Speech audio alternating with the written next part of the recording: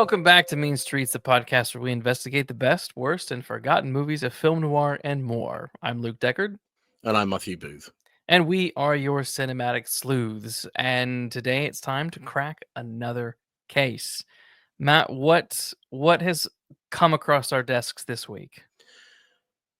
Today, across our desks, we have 1950s In a Lonely Place, starring Humphrey Bogart, Gloria Grahame, and Frank Lovejoy. Written by Andrew P. Solt and Edmund H. North, who adapted it from the novel by Dorothy B. Hughes. And it's directed by Nicholas Ray.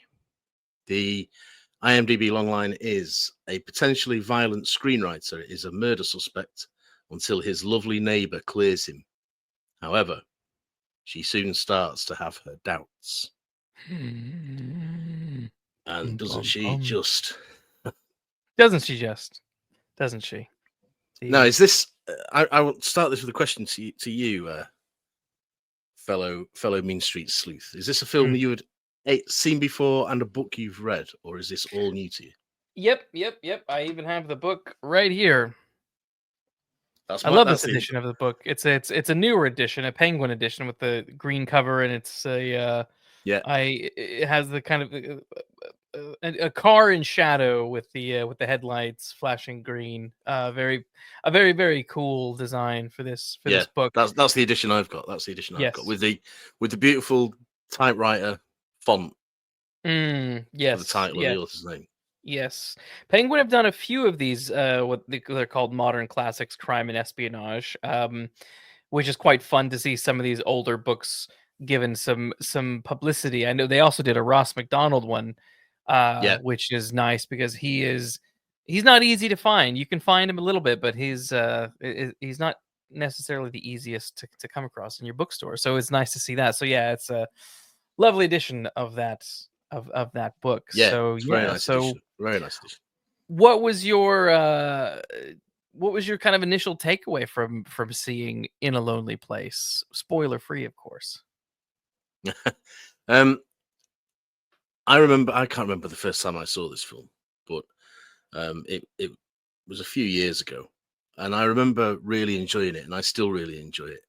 In fact, in our previous episode of, I think we covered 5 essential noirs. I think it was one of my picks. Yeah, I think it was one that I picked.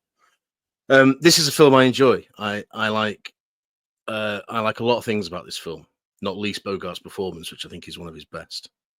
I think it's fair to say it's loosely based on Hughes's novel.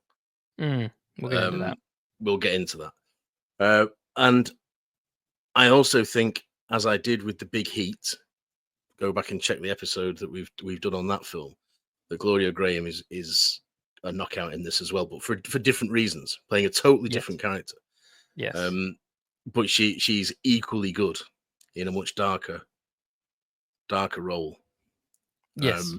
So yeah, this is one that I enjoy. Yeah. Same. I think kind of keeping it in that camp of The Big Heats and thinking of the Gloria Grahame connection. I mean, talk about a fantastic evening of a double bill. The Big Heat with In a Lonely Place. It would be brilliant. This film is a very, very good, well constructed, visceral, intense movie.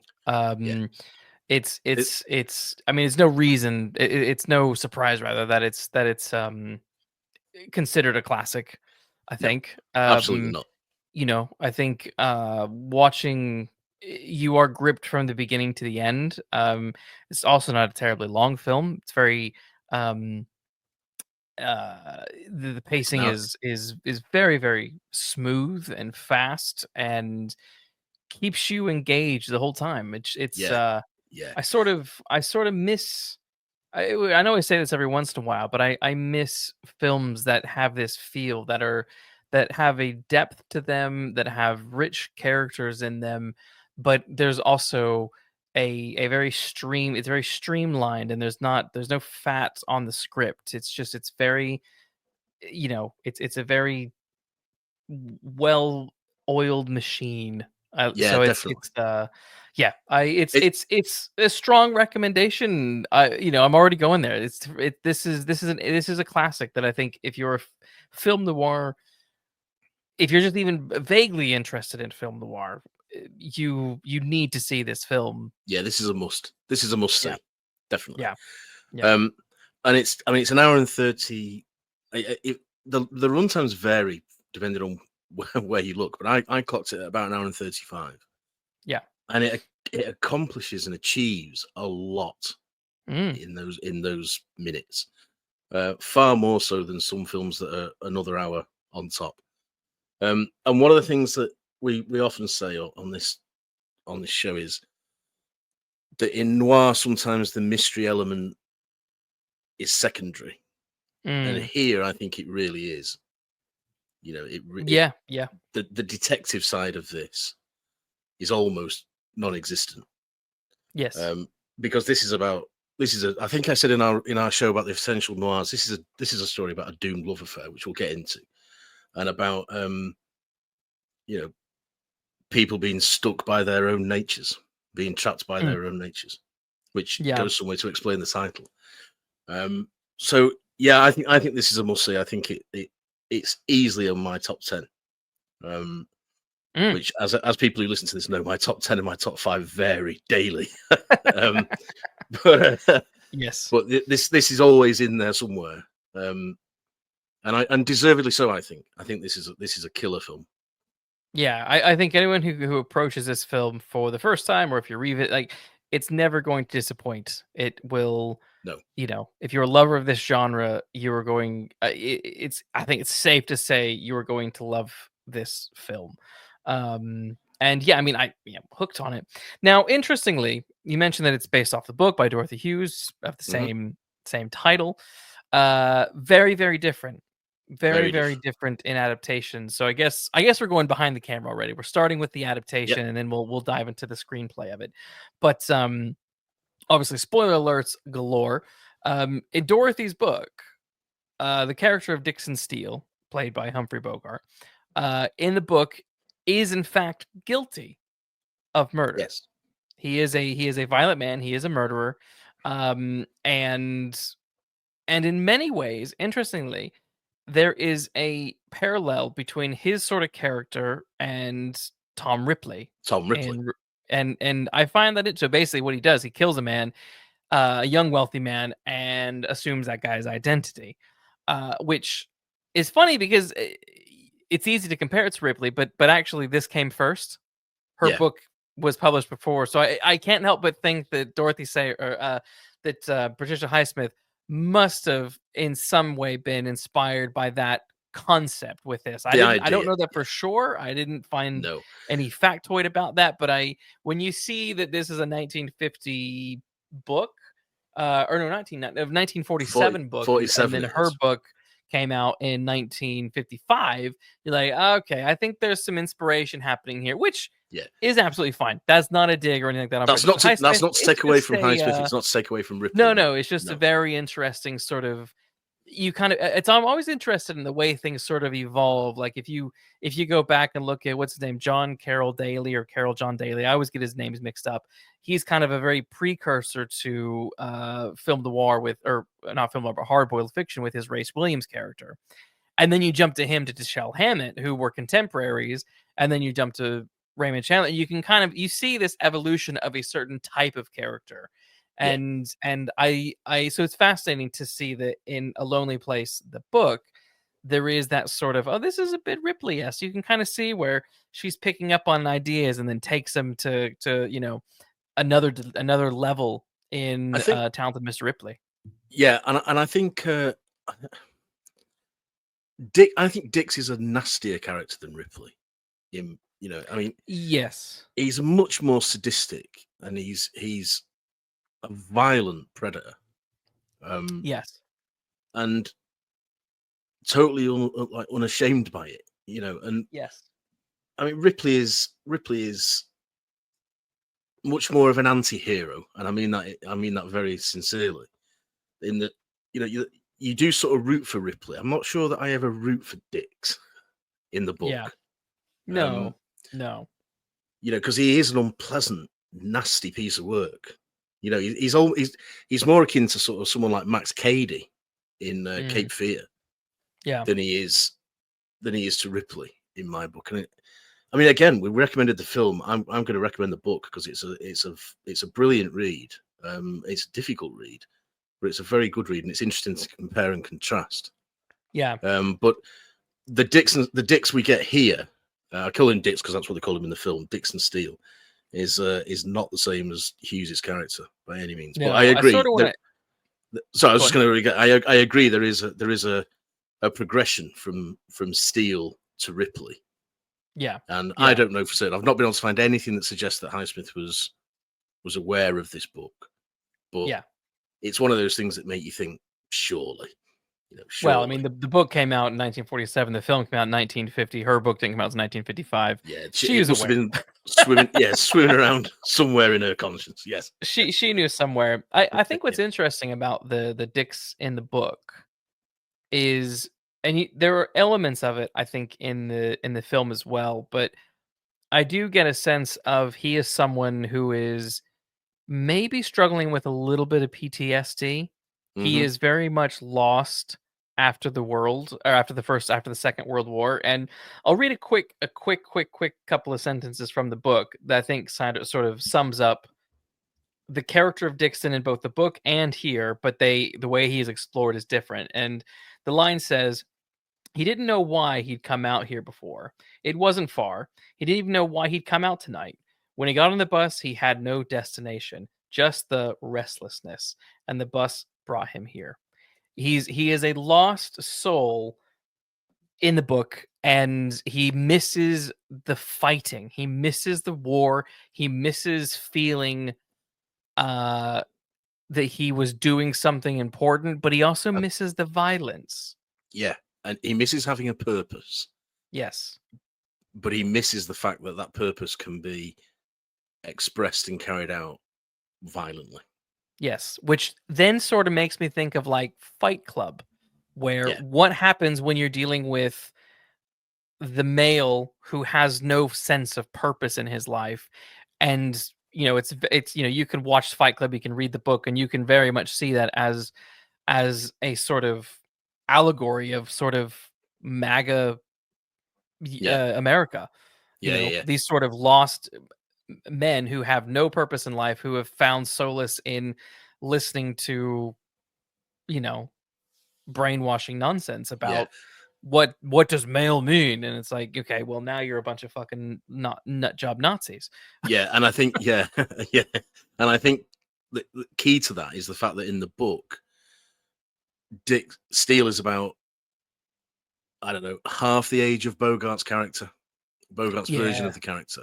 Yeah. So he's still in his 20s, like late 20s maybe, and he is still at that age where your persuasions and your opinions can be swayed, and you're not you're not really fully formed in your ideas because they've not had time to be tested. So, I think I agree with what you just said about MAGA. He's in that sort of camp of, what do I do now? And I need something to believe in, and he has nothing to believe in. Yeah, he has nothing concrete to believe in. The film turns him into something much more sympathetic, for want of a better word. It does so in a very clever way, I think, or certainly a very subtle way. But we'll come on to that. So that they are. That's the primary difference, I think. The character of Dick Steele is the primary difference between the book and the film, certainly for me. Yeah, well, they reverse it basically, from my perspective. In that is in the book, he is the predator. She is the shark in Jaws who is hunting women and killing them and following them. He is a stalker in the book. And in the film, it is women who are following him, which is an interesting reversal. That's an interesting reversal. Yeah. At no point in the film is he stalking women or going after women or anything like that. It is Fran who approaches him in the bar at the beginning. Yeah. It is Laurel who notices him in the courtyard. It is Mildred who pays attention to him in the bar at the beginning as well. He's sort of always in that frame of being he's the one being chased by the woman. So a very fascinating sort of reversal of role, but keeping that restlessness and that sense of loneliness Yeah. central to his character, but played out thematically in a very, very different way, which I loved. Yeah, and I mean, the title is important. We'll come on to discuss the title later on, maybe. But Mm, I say he's sympathetic because he is in the film. He's not a psychopath, and mm-mm, he's not a predator, as you say, and he's certainly not a dangerous sexual predator like he is in the book.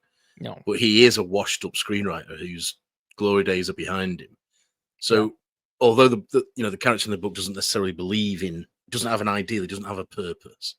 mm, The film Dicks did have a purpose, and that yeah, purpose has been taken away from him for yes, yeah, for one reason or another. Partly because, and this is what I find sympathetic about him, partly because he wants to continue to make films that mean something to him and aren't just yes, being churned out by a Hollywood system, yes, and isn't able to do that anymore. So yeah, he says, I don't want to write trite yes, stuff, yeah, and yeah, he's given a potboiler novel to adapt. So his frustration, I think, is something very, as writers ourselves, it's something very easy to believe in and to it empathize is, with. it is, Um, so I like that. I like the softening of his edges, yes, um, and I like the reversal that you pointed out and I think it yeah, makes him a much more sympathetic character than he is I in the think book. so. It's also interesting that Dorothy Hughes didn't mind the changes to the book, No, which is fascinating because I mean, obviously we covered Strangers on a Train, which Highsmith was very much unhappy with Alfred very much Hitchcock's changes. against. Yeah. I almost sort of dread to think what Hitchcock would have done with In a Lonely Place, Oh, given his penchants for well, I changing think everything he does. yeah, and I think we would have got something nearer to frenzy. I Maybe. don't think he would have shied away from showing Dick Steele as he really is. Yes, yes. But it's worth noting before we jump on to the screenwriters. I mean, Dorothy Hughes, her novel is fantastic. Her prose are Oh, excellent, yeah, and it's also it's any chance we get, it's important to raise a glass to the people who came before us. I mean, it's always interesting and fun to look at some of these old films where people like they color old Hollywood as just a boys club, and in many ways, a lot of ways, it is that. But I love the fact that you know, there is a woman writer on The Big Sleep. We have Dorothy Hughes books being adapted. We have Patricia Highsmith stuff being adapted. It's really, I think, it's another really important thing to just sort of hang a little bit of a lantern on that to yeah, definitely. highlight this stuff and celebrate it because it's a terrifying book. Hughes's imagination is fantastically dark and wonderful, and you read a lot of contemporary thrillers today where all of these blonde hair soccer moms are writing their psychological domestic noirs. They think they're being really dark and edgy, but they're just being tame as shit. And it's Yeah, like, no, go back to some of this stuff. This is gonna yeah, send a absolutely. chill up your Yeah, spine. yeah. You're nowhere near. You're nowhere near Dorothy Hughes. No, you no. know, Um, you're right. We should praise it, and we should sort of try and raise awareness of these writers that people may have, if not forgotten about, will think, oh, just wrote the book that the film is based on. No, no, mm, no, they're quite different. yeah. The Yes. Yeah. Ripley books are quite different to the films, although the Matt Damon film is very good, and Yeah. this is far different to Hughes's novel, which very often I say, what's the point of adapting a novel if you're not going to be faithful to it? In this instance, I think it works, and it gives you the pleasure of finding two different pieces of Yes. work that Every achieve once in a totally while. different ends in totally different ways, but have a Yeah. common link in this character that's interpreted two different ways. I find Yeah. that fascinating. I really do. It is To compare the fascinating because two. it really is, it is hit and miss when that works and doesn't work. And Yeah. I always go back to the Bourne franchise. Bourne 1, 2, and 3 are nothing like Bourne Identity, Supremacy, and Ultimatum. in terms of the novel. I Yeah. love the books and I love the films. The films are outstanding. Those first 3 films are a perfect spy trilogy. Mm. The books are a perfect spy trilogy, but they are nothing like the films. The films. And but what remains sort of there's central ingredients that make it feel like it is still the same character, but obviously, Lonely Place, Dixon is not the same character, and in many ways, it's a bold move to rewrite the main character of a novel for the film in a way that turns him from villain to anti-hero, maybe, because Yeah. he's not a hero, but He's not a hero. he's not a murderer by any means. No. He's a Um, victim, if anything. If anything, he's a victim. yeah, Um, so it's a bold move to sort of come at it from a different perspective, but keep a lot of.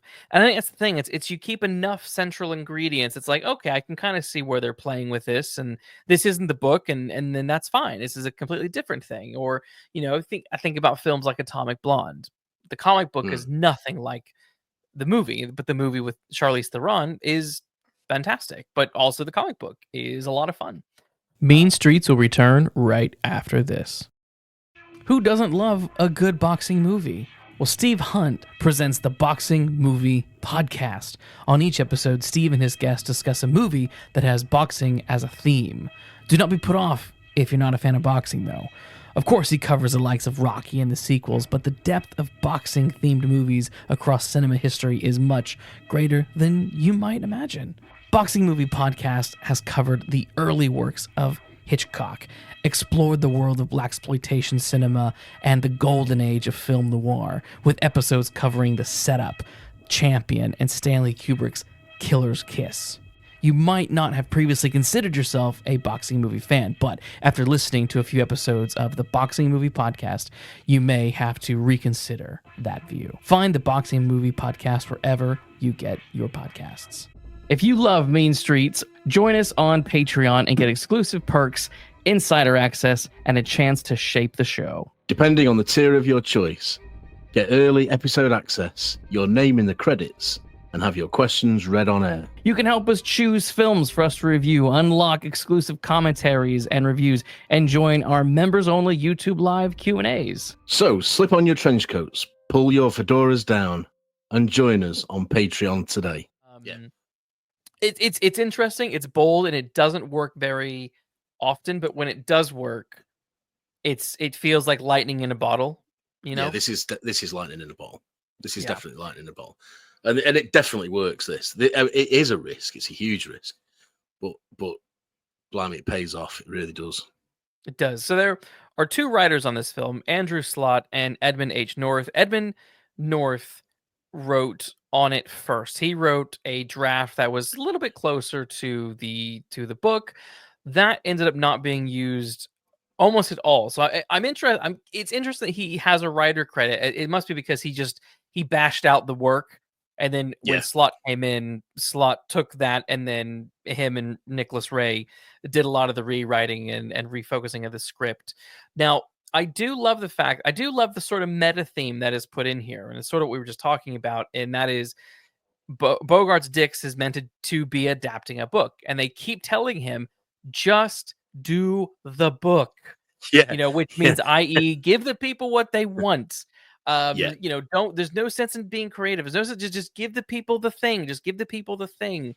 And you find sometimes, he didn't want to do that. The studio isn't looking to reinvent the book. They're not looking to do anything particularly meaningful or interesting. But in terms of adaptation, where things can be adapted, but find meaning and purpose. This might be a silly example, but I don't necessarily think it is, but something like X-Men 2, where it's adapting a lot of different elements from the X-Men comics, whether that's the Weapon X stuff, or what is it? God, is it God kills, man kills, God something? I can't remember the title, but the Stryker storyline where they adapt a number of different ideas from the source material, the same way with the Sam Raimi Spider-Man films. And they're not like just doing the book, but they, they're making this new amalgamation of all of the material. Hmm. And that's sort of in a way sort of what is happening with this film. And I like the fact that this book, this film based on a book, is not doing just the book, but that is a meta commentary in the film Yeah, about them exactly. not doing just the book, but doing Yeah, something that ends up being personal, because this film is very personal to the this is a director and to personal film. Gloria Grahame, which we'll get Yeah, into. yeah. There is deep meaning in this because this film thematically also plays on Hollywood. It is a film about the nastiness of Well, Hollywood. I mean, what's his face? Dixon says, "I need money. You need the 10%." He yeah, says, "You know, I won't work on something. I won't like. You make the same thing for the last 20 years." It is the meta commentary, but then you have the more blunt commentary of it looking at the difficulties that well, a screenwriter has working in yeah. this industry, where they just keep churning out the same thing over and over and over, to the point now. I mean, look at where we Where are we are. now. Yeah, and to finish that quote about you make the same movie time and time again or whatever it was, he ends up saying to that producer, you're just a popcorn seller," Yes. which is exactly what I think Hollywood is now. Yes. There's He's no Kevin substance to Feige. it. He's like talking to Kevin Feige, the Yeah, guy who runs Marvel. exactly. Yeah, yeah. And I think this is this could be. You mentioned before about the big heat and this being a good double bill. It's almost, to me, like a film in a trilogy as well, with Sunset Boulevard and All About Eve, Yes. all of which are trying to expose Hollywood for what it is, the Hollywood system for what it is, and how it Yes. corrupts and Yes. how it brutalizes, and how Yes. it is so fickle, um, Mm. and how all the glitz and glamour are just like Snow White's apple, and it's rotten to the core underneath, and Yeah. it'd be a pretty decent trilogy, I reckon, if you watch those three films. I think so. I And a think pretty so. damning indictment on Hollywood, even from like the 50s. Mm. But it Yes. shows how things, very little has changed over the intervening 70 years.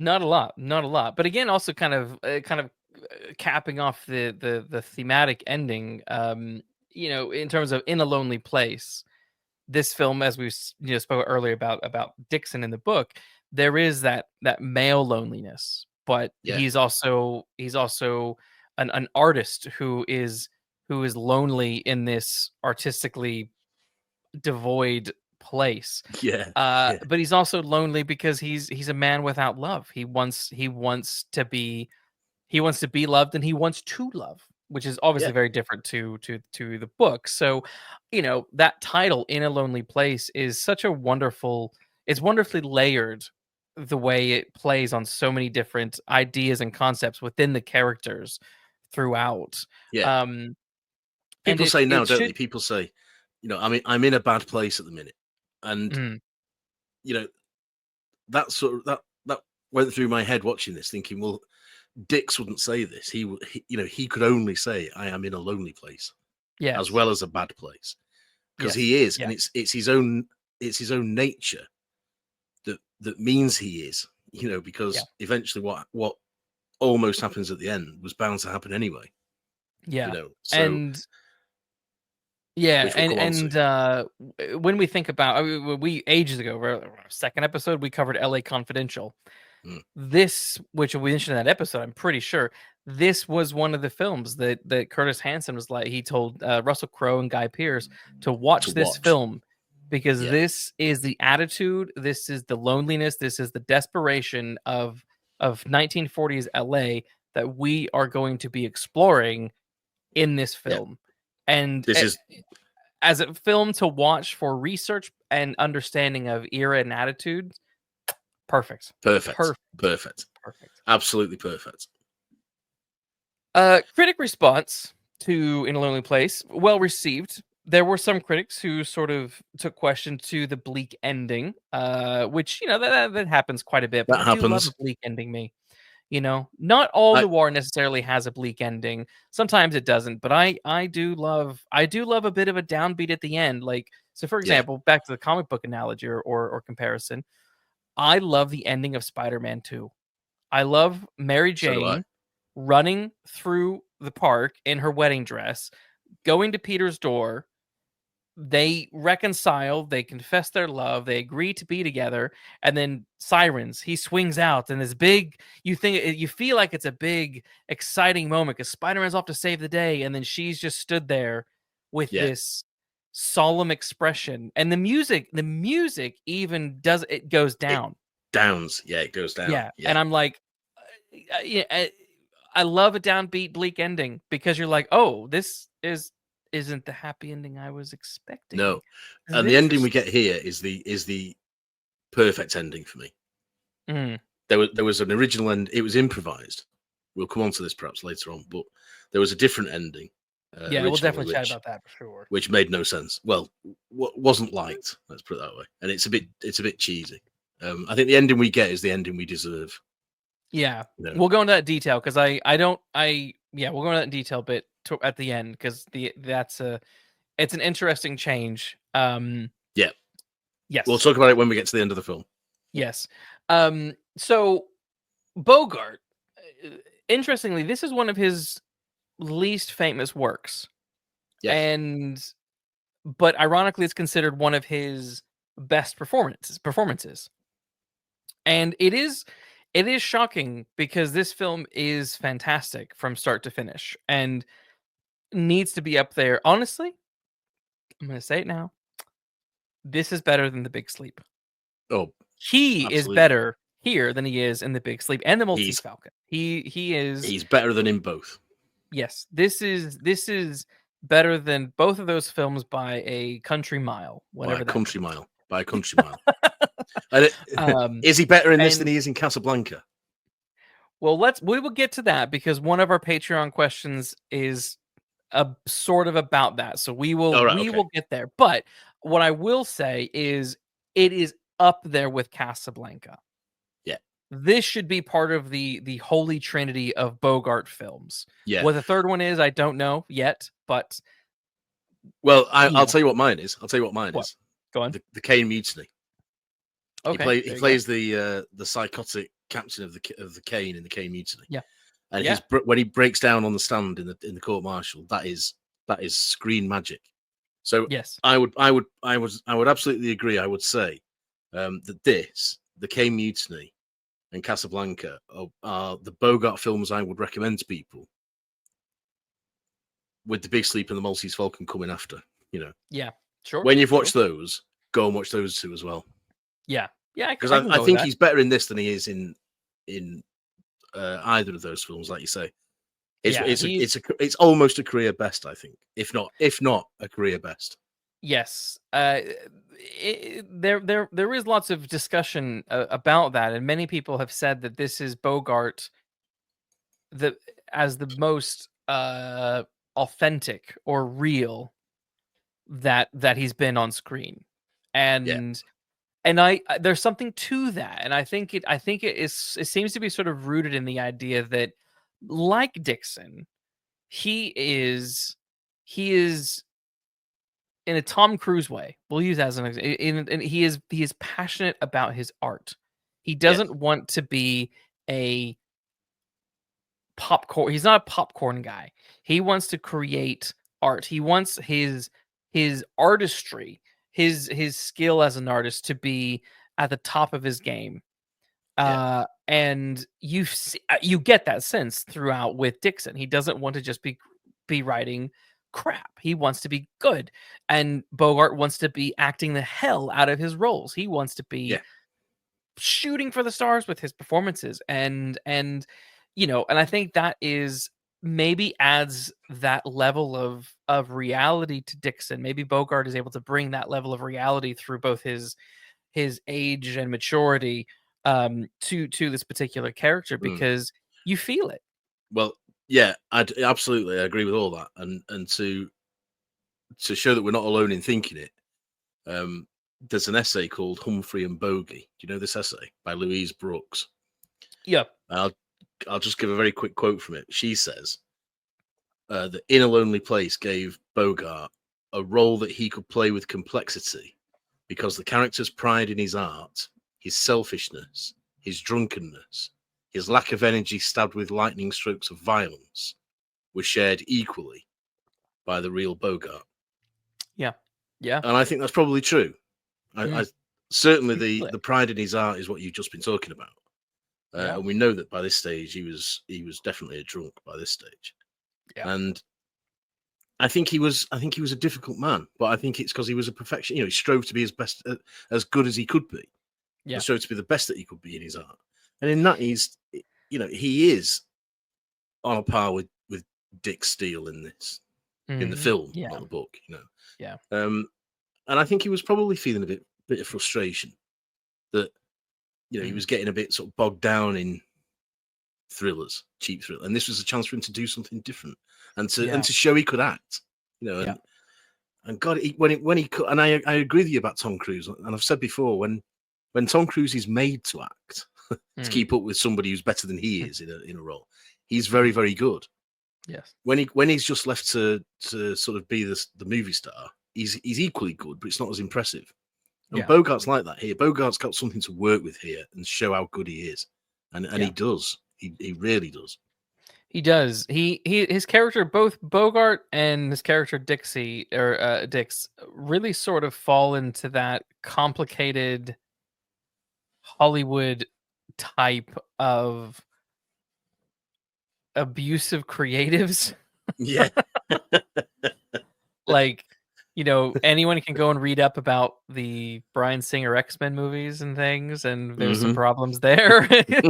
You can go read about Kevin Spacey, and there's problems there. And it's so complicated because you have people who are clearly incredible artists, and because they are so good at their art, they are then allowed to get away with heinous things. Yeah.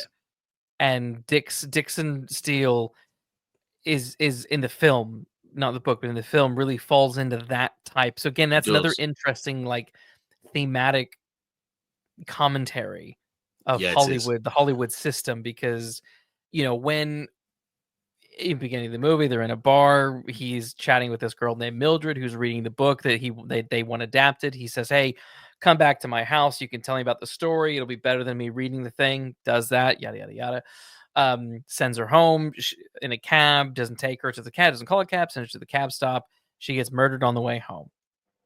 The next day, he was taken to the police.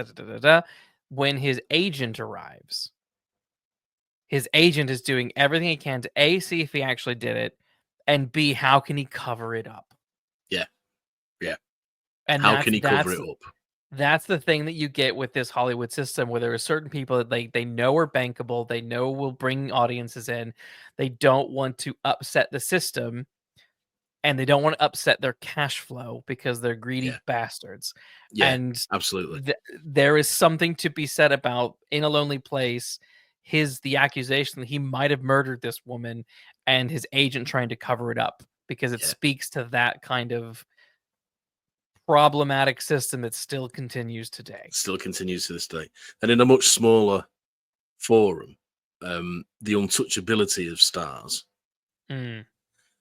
Because at one point they're in the bar, and it's quite early on, and Dixon Steele starts a fight with a bloke who's needling the drunk actor in the corner, saying he's a has-been. Yeah. And he just gets up and lamps him, and it starts this brawl. He does. And they throw the other one out, but Dixon's allowed to stay and finish his drink. And the barman says, so they throw out the innocent fella, who's just been a bit of an ass. Dixon's allowed to stay, finish his gin and tonic, and he's told, next time, take it outside first. Not, don't do it again, or you're barred, or we're going to phone the police. Oh, he's allowed to carry on. So that's a sort of a private moment of exactly the same thing. The agent then is the professional side of it. Protect this man at all costs. And it is, it's a problem that still exists. Yes, yes. So I think we should. I also want to talk about Gloria Grahame and her character of Laurel Gray, because there's a lot of behind the scenes stuff that is very important to the narrative of this film, I think. Yeah. Um, so quick summary: Lauren Bacall was one of the ones, and Ginger Rogers were Lauren Bacall and Ginger Rogers were the two actresses first initially wanted for the role of Laurel.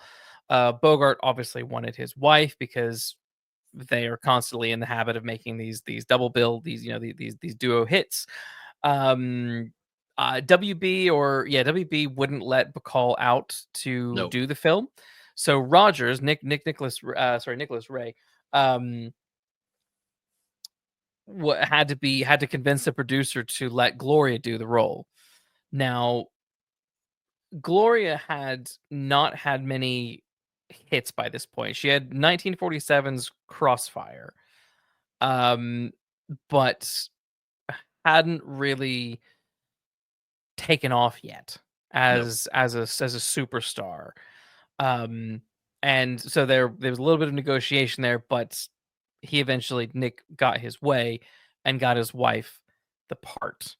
Uh, and it's interesting, her character, because I love how kind of cold and aloof she is at the beginning, Mm. and the way her character morphs into this sort of, she gets very warm and very lovable, and you kind of you start the audience starts to fall in love with her. Yeah. And then you see how she's reacting to this Hitchcockian-esque paranoia that Dix is going through about whether he can trust her or not, or whether she can trust him. Yeah. Yeah. And it's fascinating because on a personal level, because we mentioned this film was very personal, that is a lot of those scenes are speaking to her relationship with Nicholas Ray, With who Nicholas Ray. is her husband at the time. Yeah. The marriage is not in a good not in a good place. To No, you might paraphrase the even call it title. in a lonely place. Yeah. I think she and Ray were both in lonely places at the time, and it was Yes. disintegrating in front of the camera. Yes, but this was a big film for her because you got a big star attached, you got a big director attached, you got a big writer attached. So this was her, she'd done a bunch of kind of cheesy little cheap films in between Crossfire and this. So Mm. but so this was a big deal. This was a really big deal for her to do that and do this film. And her and Nick had a really complicated relationship. So she hooked up with Nick while she was married to someone else and pregnant. They hooked up. She got divorced. They then went and got married in Vegas. Yeah. And after the wedding, while she's pregnant, she goes back to the hotel room. She's there. She's with I can't remember who she's with, but she's not there alone. But Nick is out there getting drunk. Yeah. Yeah. And it's like, wow. So you've left your pregnant new wife to sit alone in a hotel room while you're going off and having fun.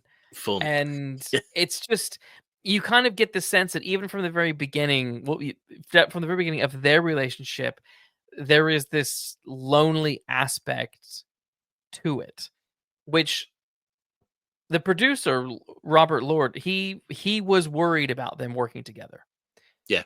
Yeah. and made Gloria sign a contract It was a famous that, contract. yes, that basically said you will do everything your husband says. You won't nag him. You won't demean him. You won't tease him. Between like 9 in the morning and 6 at night, Monday to Saturday. And this really sort of, it's It, such an it's such a it's almost like enslavement is it's what it worth is. quoting it. It's worth quoting it. It says, "My husband, Ray, shall be entitled to direct, control, advise, instruct, and even command my Mm. actions during the hours from 9 a.m. to 6 p.m. every day except Sunday. I acknowledge that in every conceivable situation, his will and judgment shall be considered superior to mine." Jesus. I mean, that is Yeah. something else, isn't it? You can't read that without like a chill down your Yes. spine, I don't think, because that Yes. is Because from she 9 was till forbidden 6.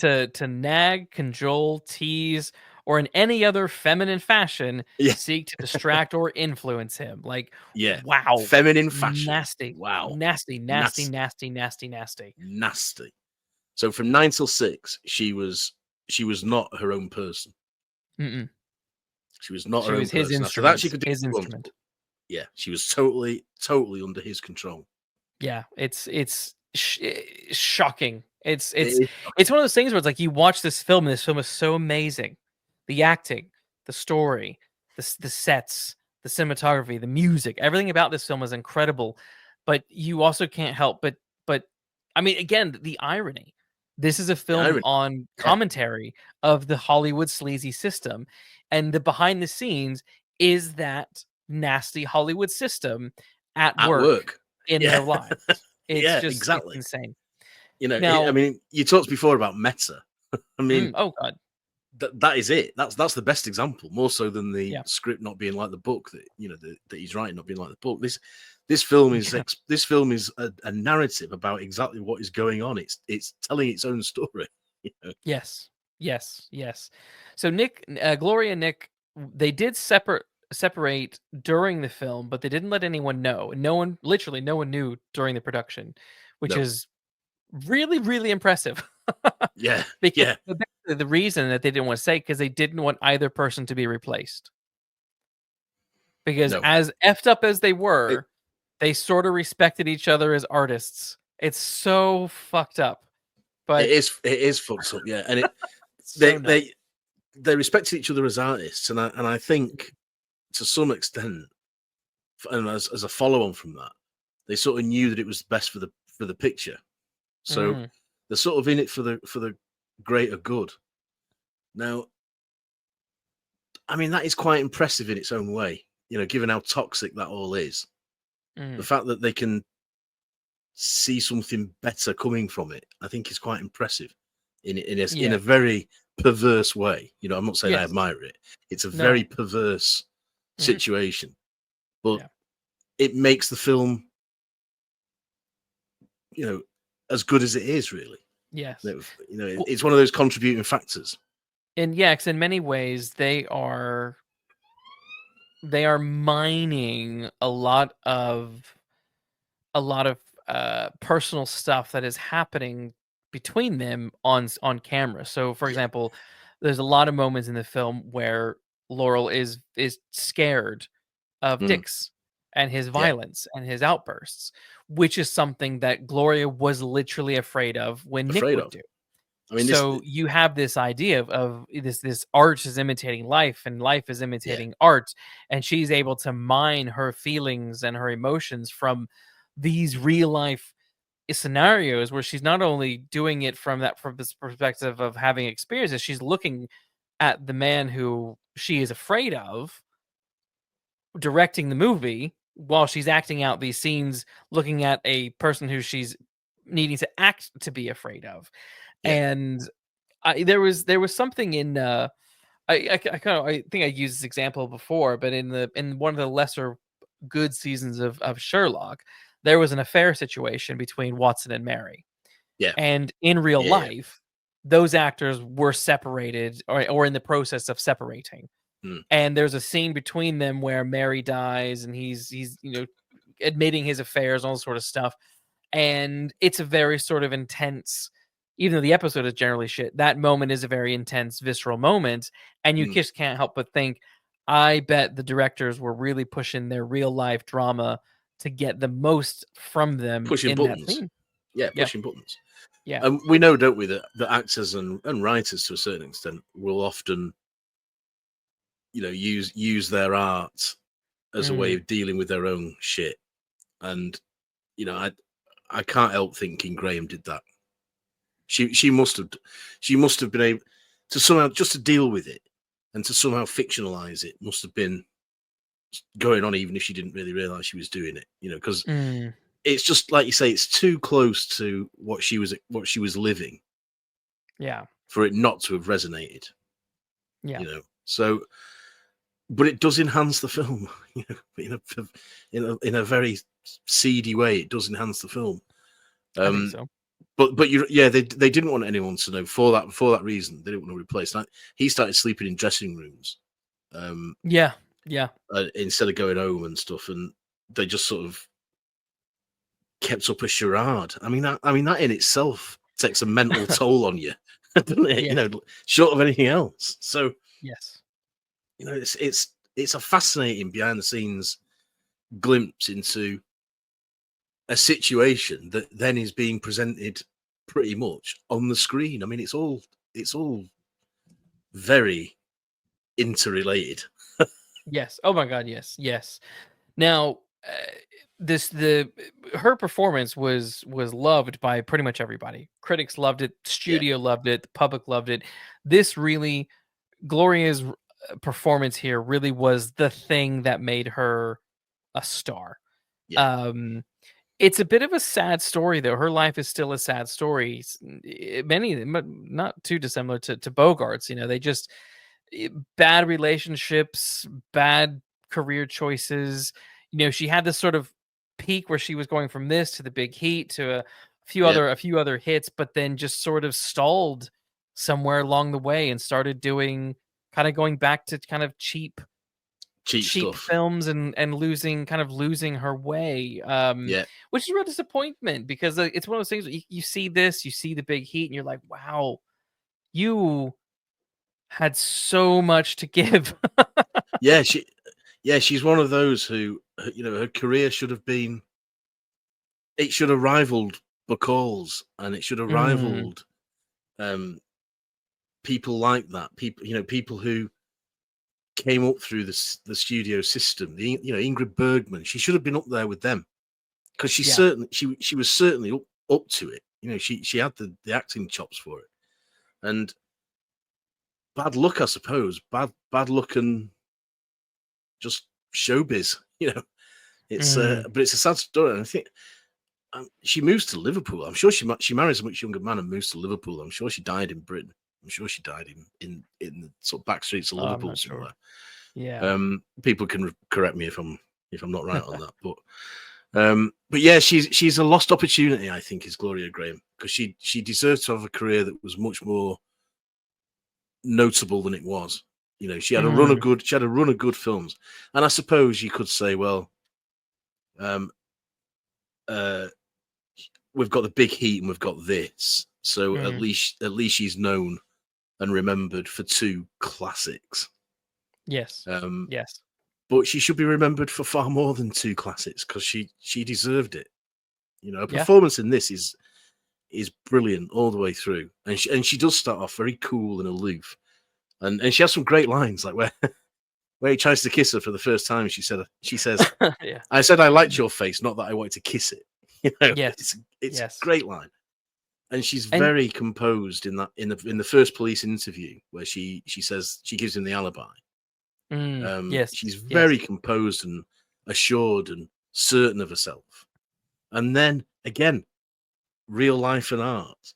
They find out she's been in a few dreary films, you know, a few Yeah. B pictures, and then they start to think that she's only being friends with dicks so that he'll put her in a film, you know, Yeah. and write a script that she And can you gotta be in. sort of wonder, was that something they came up with on the spot? Because while Solt claims that the script was shot pretty much as is, it's not true. There's a No, it's lot not of true. rewrites that are happening on the day, on the spot.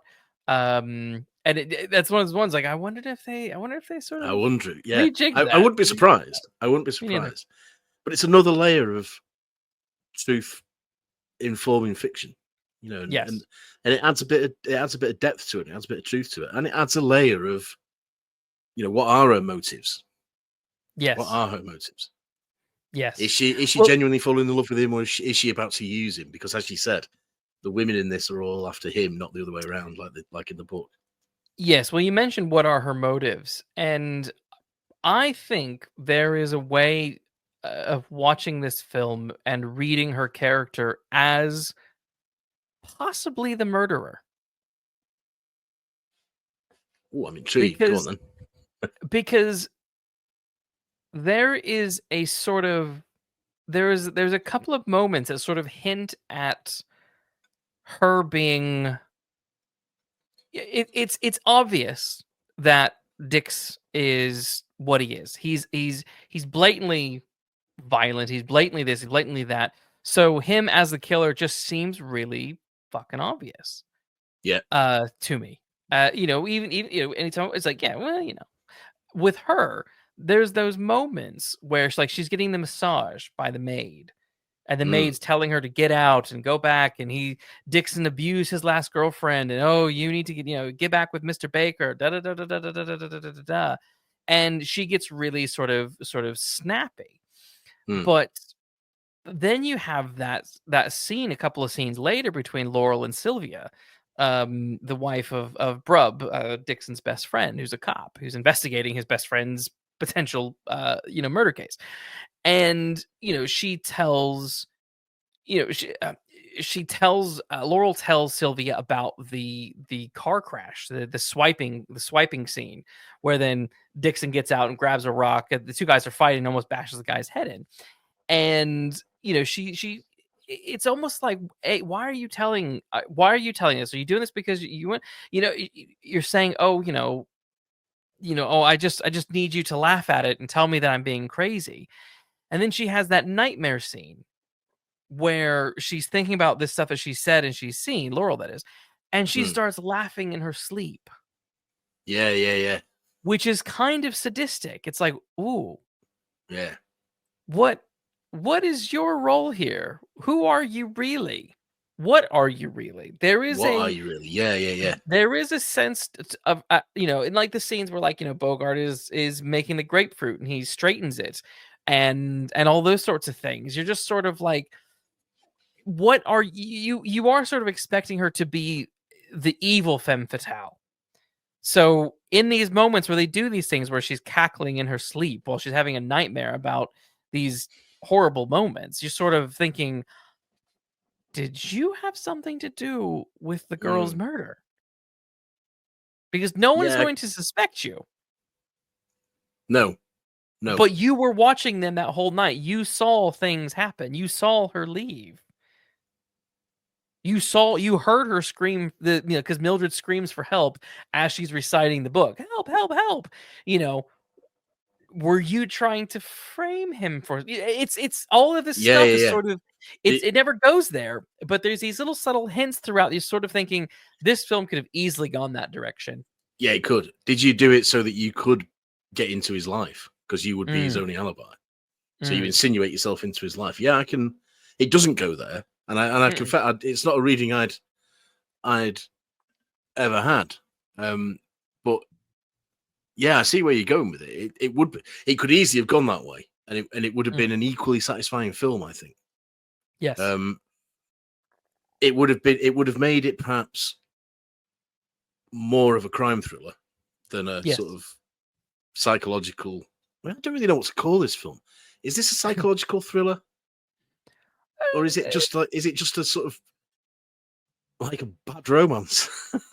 It's a dark romance. I'd just call it a dark romance, I guess. Yeah, I mean, it's a thriller. It's a thrill. You're thrilled. It's a thriller. There's a mystery. I think I said in our quintessential noirs, I think I said it's a film about a doomed relationship, and it certainly is that. So I think a dark romance, a dark romantic thriller. There you go. That's what we'll call it, a dark romantic thriller. But yeah, I interesting that you say it's too obvious that it's Dix. Yeah, it is, and I thought I remember the first time watching it, thinking it's not going to be him. It won't be him. No. And on subsequent viewings, I don't think you're not expected to think it's him. I don't think. Well, I think you are. I think you are. So no, I'll rephrase that. On subsequent viewings, it's very obviously that it's not him. Yeah. But I think you are meant to read something into his red mists. Yes, his red mist and the way he describes murder scenes. So this is also partly why it's like it's too obvious if it's him if they're going this far with this. So when when Dix describes how the murder probably happened with Brub and Sylvia, Yeah, and which he's is the like, "You're nod. sitting there, you rack my neck, da, da, da, da, da," and the Yeah, way the yeah. lighting Bogart's splashes fabulous in over that. his eyes, and Yeah, he almost looks like a horror, like a Universal monster. yeah, yeah. There's that kind of vibe. You watch that, you think, well, It's it like can't be him. yeah, Can't so be yeah, him. when they're doing things like that, you're just sort of like, well, you are going so far to make him so scary and so creepy and so into death and murder that I'm like, it can't be him, but it could be. You know what I mean? Yeah, It that's what I plays think. with you well. That's what I meant. I think that it's so obviously gearing you up to think it's him that I start to think on subsequent rewatchings. I start to think, do Hmm. they actually not want you to think? I know that there's a big play made of did he or didn't he? I think does it actually want you not to think it's him? Is that the point? But Yeah. that's an open ended question. But that's where the film, that scene is where the film and the book sort of come into alignment, because Hmm. in the book, Dix does say to the detective friend, "Do you want me to help you solve it?" And he goes looking for himself. Um, Yeah. and Bogart says, "Do you want my help to solve this? Mm. Because you've no imagination of your own." And then you get that obvious delight that he has in describing this scene, which does two things for me. It shows the possibility. It shows his fascination with murder and death, but it also shows his enthusiasm for his art form, because Yeah. I can imagine him walking around his own flat saying stuff like this, working out a scene, you know. Yeah. Yes. Um, so it's just stuff like that. It's layers like that that are really good in this. Really Yeah. good character work in this. One last thing that also sort of made me think, did Laurel have something to do with it? It was the pills. Pills, yeah, yeah, The pills were like, wait a minute, are these going to be? They end up not really being important. I don't really, in terms of like maybe some issues. That's one. I'm like, the pills never really go anywhere, so I don't really know why they're No, there. I've always just Um, assumed that it's because she's struggling to, um, to live with him and cope with him. yeah, I think that is. Um, I think that is what it is. She's having the nightmare. She doesn't. She and they doesn't fuel his know she paranoia. can trust him Yeah, because and they the fuel his pills paranoia. the pills scene sort of follows on right with the engagement, which is a very under duress engagement Yeah, proposal. yeah, She agrees to it, but it's not romantic. She does not want to do it.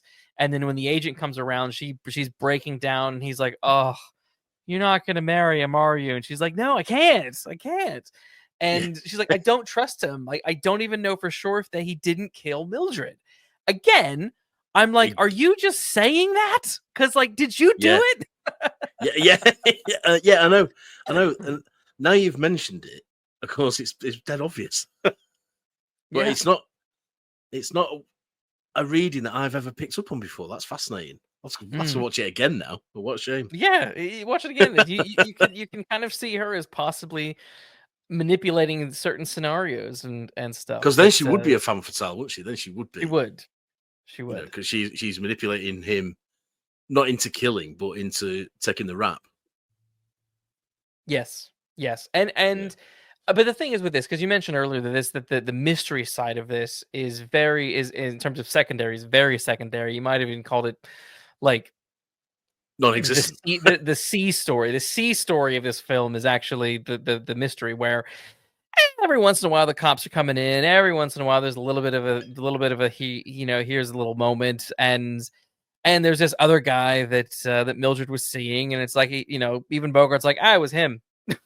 Yeah. It's definitely him. Go focus on him. Don't Yeah. focus on me. And I think that's the thing. This film, in the psychological sense, is the about the darkness and the danger and the mystery of obsession Obsession and control and and paranoia. paranoia and what that makes one do and how far that can push someone, and how you can have this wonderful budding romance that then just with every turn, with every conversation, with every little bit of suspect just becomes unhappy and darker and Yeah, nastier and unloving and scary.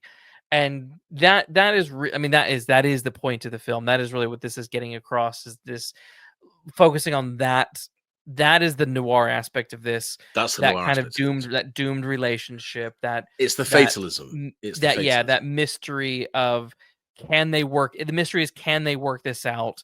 Can they be together in the end? And the answer is clearly no. No. Should we talk about the final scene?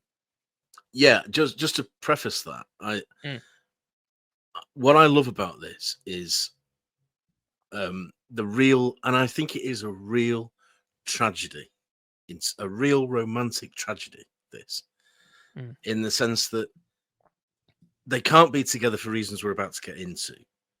Um, so the relationship fails. But even if the final scene didn't play out the way it does, and they did sort of run off together, mm, the impression I get, that the conclusion I draw from what we've seen, is that eventually the worst would happen, because his yeah, tempers would get the better of him, because he yeah, is in his own lonely place of, he can't help who he is, and yeah. he is a No, dangerous man, yeah, and he's a disillusioned and a paranoid man, and yes, eventually she would do something that would tip him over the edge. So even if they ran off into the sunset together, mm, it's doomed.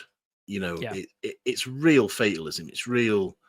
yeah, These two have got no chance, and yeah. that nihilism is what I think is, that's one of the noir elements of this film to me. One of the major noir Definitely. elements of this film. So for the lunatics who are listening to this who have not seen the film, we'll set up the final scene, and that is the Brub, Dixon's friend, is trying to contact Dix because, lo and behold, yes, the other man confessed to killing Mildred, and but the problem is, this happens at a moment where Dixon finds out that Laurel is trying to leave him, and Yes. he is flipping the frick out.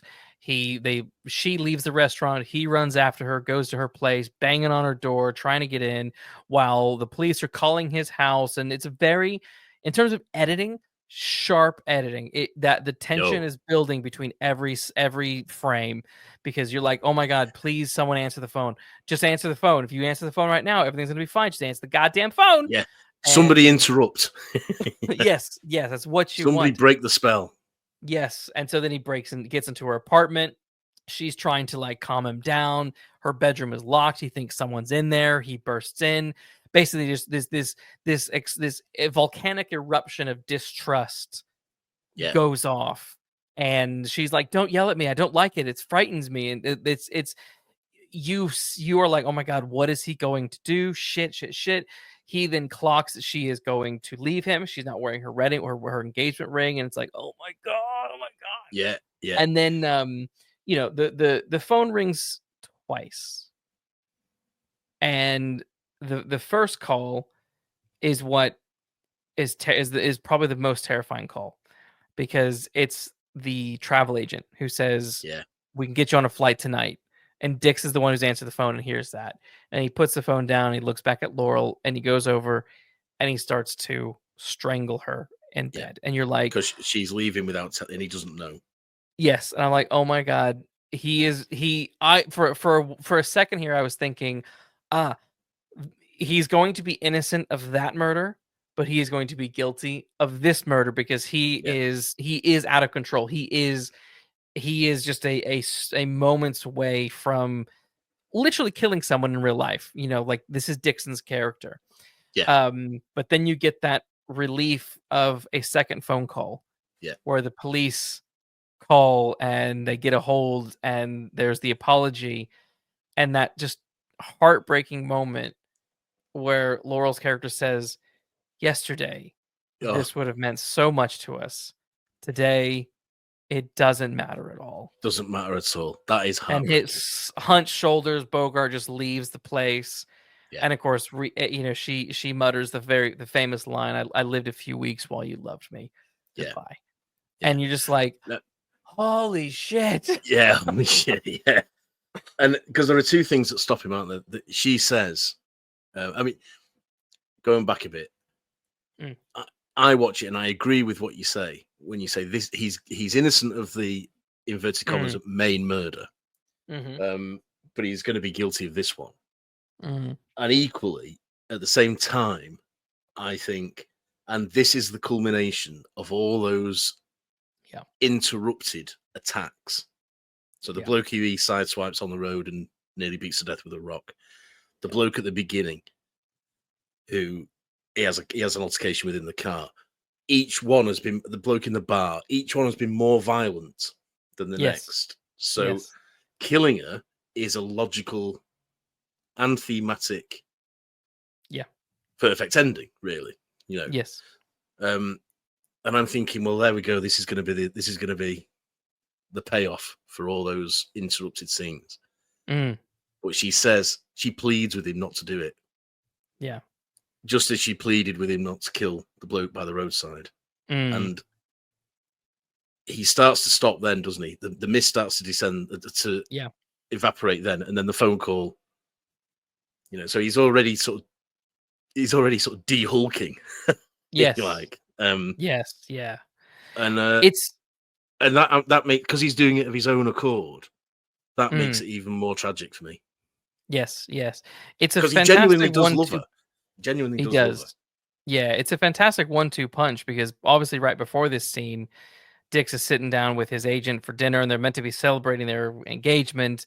And he's, we find out that the agent has read the script before he should have, and the agent didn't like it, and that sets him off as well. And then after he's smacked his agent in the face and Laurel is left, the director of the film, or the director of the producer comes in and says, "Oh no, they love the script. We love it." Yeah. And much like the apology, it doesn't matter now because the violence is done.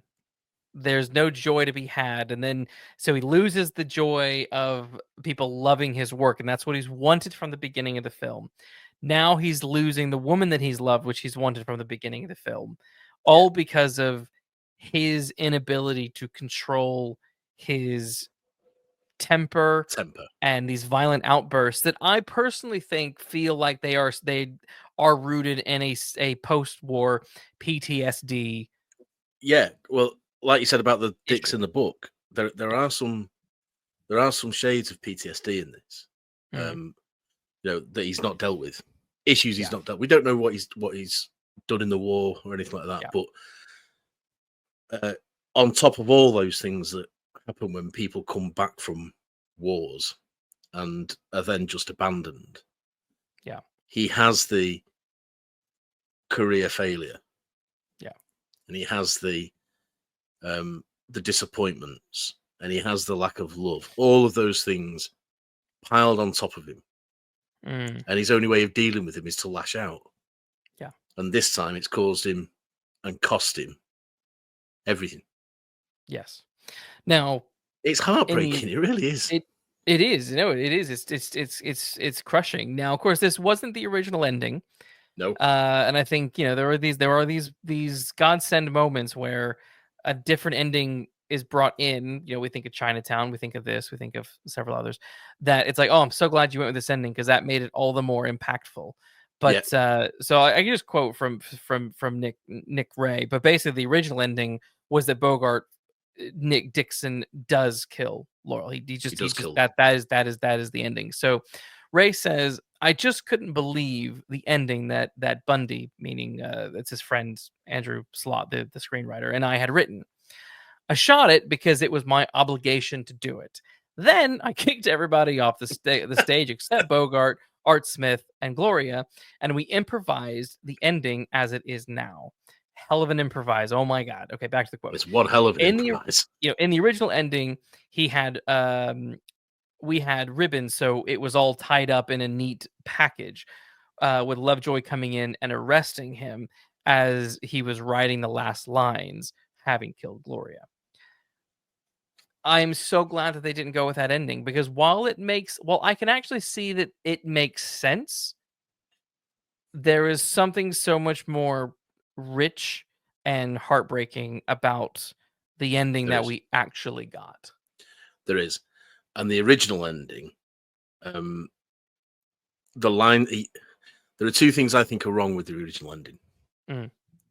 The first one is that having killed her, I'm not sure I can buy that he'd go and sit at the typewriter for a start. Yeah. And secondly, the words that he types to end the script are, I was born when she kissed me. I died when she left me.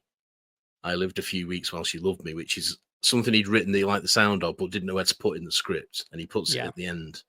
Yeah. And that is just a little bit too twee for me. It's a little bit too cheesy. But I think it's a bit hollow to me. And I say that only because the ending that we get is so fucking good and so dark and so bleak, but so right that anything by comparison, however good it is, doesn't seem right to me. Yeah, because that I ending can't is sit here in kind all of like honesty. the ending of The Secret Window. I don't know if you've seen The Secret Window. I've seen The Secret Window, yeah. It's yeah. that's basically the ending of Secret Window. After he, in the film at least, after he kills his wife, he buries her and plants the corn, and That's right. he's writing out the end of his story, and then you go through the window and down the corn and blah blah blah.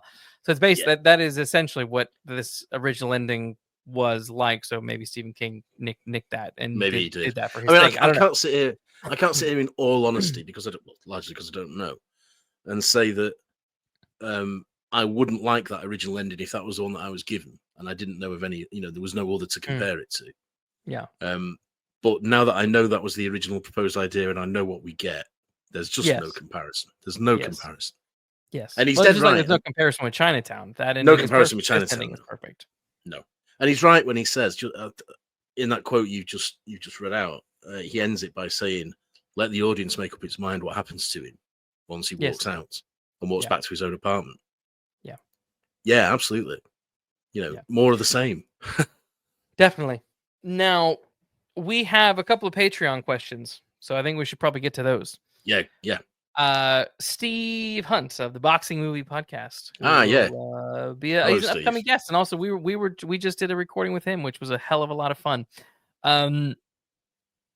He asks, what is Bogart's best performance? Now, we sort of talked about this a little bit at the beginning.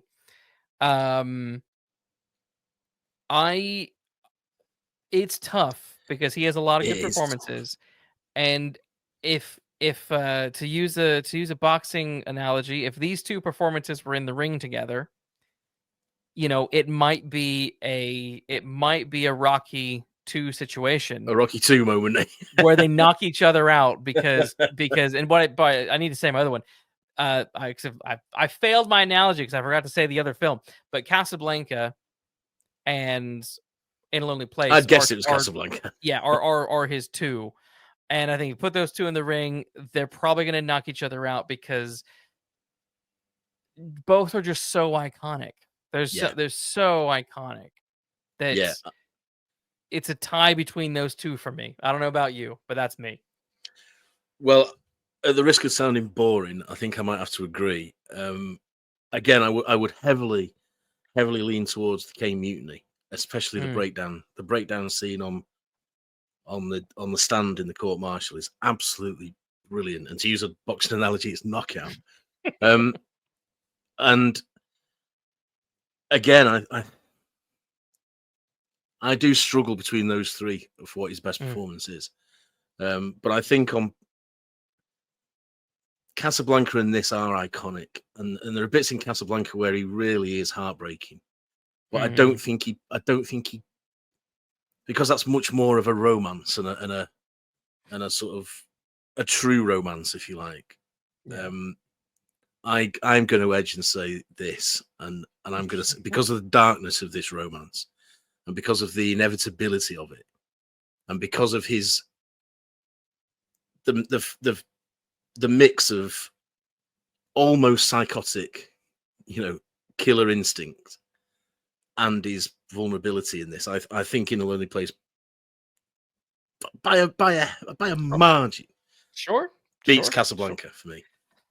The second question we have is from Garm1981. He says, "I'm sure you'll discuss this anyway, but I'd love to hear your thoughts on the differences of representation of Dixon's character between the book and the movie." I think we did that pretty well at the beginning. He says one's criminality is more ambiguous than the other, but the question we can look at is which way, in your opinion, works better? The film. I think I don't know. They're so different. It's difficult to really compare them. But I think in the film you have flashes of what he is like in the book, although it can be interpreted as being Bogart's enthusiasm for his craft, like we say in the bit where he's saying how the murder might have been committed. But I like the light and shade of this. I like the vulnerability. I like the fact that he just wants to be loved and looked after and cared for. And he's a man in a position that's out of his control. And with a bit of, I always get the feeling with a bit of help, he could be a better person. A bit of therapy and he'd be a better person. So I think there's a bit more of a three-dimensional characterization in the Bogart version than there is in the novel version. So I would say the film. Interesting. That is not to say that is not to say that I don't like the character in the book. I don't appreciate the character in the book. It's not well drawn. Quite the opposite. But I like the juxtaposition that Bogart gives him. Yeah. It's excuse me. It is complicated because they are such different animals, and it's like, hey, what do you like better, this cow or a zebra? You know what I mean? Yeah. It's complicated. This is like asking me which Bourne is better, Matt Damon or literary Bourne, or which Bond is better, Which cinematic Bond is better, or Bond in the novel. And I don't think one works better than the other, but I think both work perfectly in the modes in which they're presented. So I think the way Dixon is presented in the novel, I think works very well for what the novel is trying to do. But I think for what the film is trying to do, that version of Dixon works perfect for what that film is trying to accomplish. And this is where you get back to that kind of full circle. You get back to that complicated matter of when you adapt something, but it's nothing like the book, but it still somehow works and is intriguing and somehow retains the essence of the source material, but is very different. This is why that's such a, these cases are so unique. And when you come across them, I love them. And so, I think book works well for what it is. And I think the film works well. And I would struggle I can't say one is better than the other because I just wouldn't think that's fair. No, I can appreciate that. But in order to give a direct answer to the question, I would nudge towards the film. But my direct answer is there is no answer. There is no answer. Good questions, though. These are fantastic questions. I love these. Do more next time. I guess we should rate it. Well, so as everyone knows, we rate all of our films out of 5 Falcons, 1 being the worst and 5 being the best. Matt, what would you rate In a Lonely Place? One of the easiest ones for me. This is a 5 for me. No question. 5 for me as well. Thank you and good night. Thank you and good night. Done.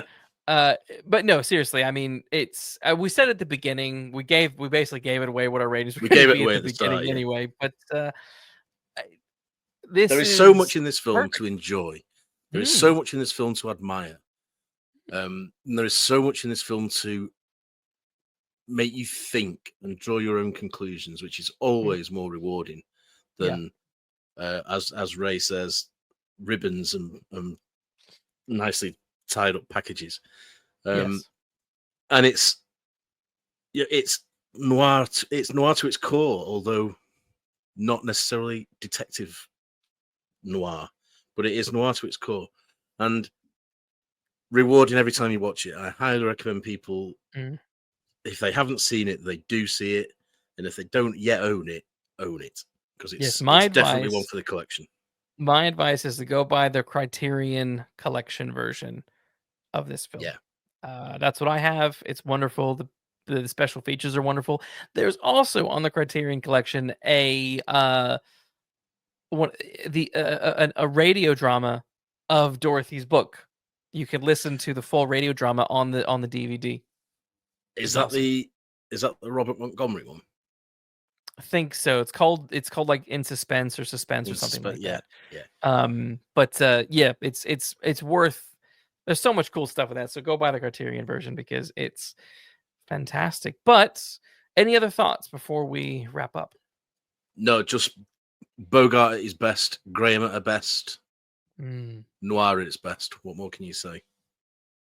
We can say one more thing, and what a year for noir.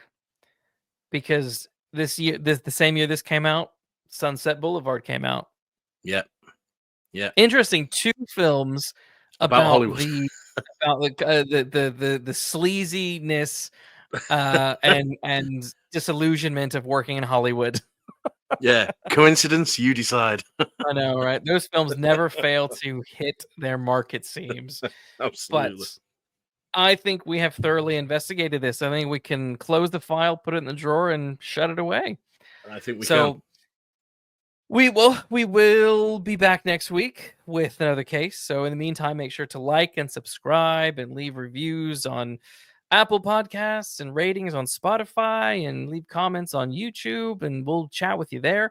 But in the meantime, remember to be safe walking down those mean streets.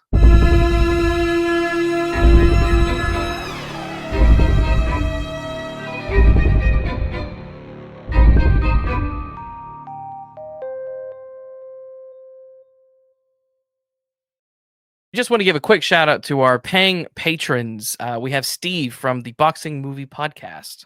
We have Garm 1981. And we have Gregory Sandoval. They are our initial ground floor patrons. So if you want to join Mean Streets and become a patron and get access to cool perks, make sure you head over to our Patreon page and subscribe today for as low as $1 a month.